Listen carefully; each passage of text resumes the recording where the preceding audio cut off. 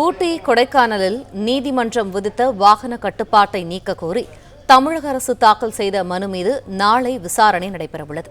இது தொடர்பான கூடுதல் தகவல்களை எமது செய்தியாளர் ஆனந்த்குமார் வழங்க கேட்போம். ஆனந்த்குமார், வணக்கம். விவரங்கள் என்ன? வணக்கம்.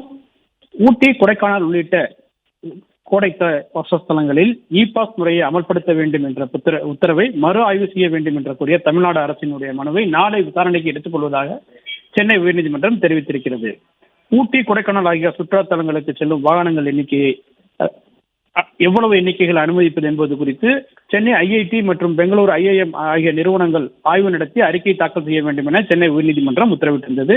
இந்த நிலையில் இந்த உத்தரவின் அந்த அறிக்கை கிடைக்கப்படும் வரை வார நாட்களில் 6000 வாகனங்கள் ஊட்டிக்கும், வார இறுதி நாட்களில் 8000 வாகனங்கள் மட்டுமே அனுமதிக்க வேண்டும் எனவும், அதே போன்று கொடைக்கானலில் வார நாட்களில் 4000 வாகனங்களும், வார இறுதி நாட்களில் 2000 வாகனங்கள் நாளொன்றிற்கு மட்டும் அனுமதிக்க வேண்டும் எனவும் உயர்நீதிமன்றம் உத்தரவிட்டிருந்தது. மேலும் இந்த வாகனங்கள் எண்ணிக்கைகளை கட்டுப்படுத்துவது தொடர்பாக இ-பாஸ் நடைமுறையை அமல்படுத்த வேண்டும் எனவும் உயர்நீதிமன்றம் உத்தரவிட்டிருந்தது.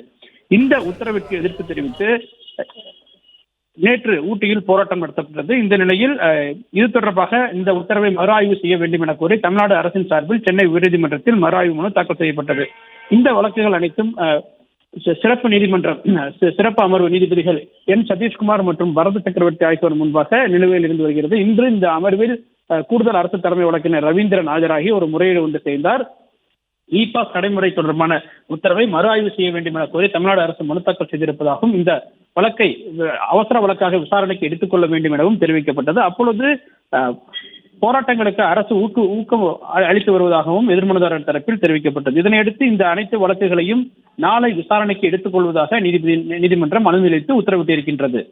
பிளே ஸ்டோர் மற்றும் ஆப் ஸ்டோரில் இருந்து பாலிமர் செயலியை QR கோடு மூலம் பதிவிறக்கம் செய்யுங்கள்.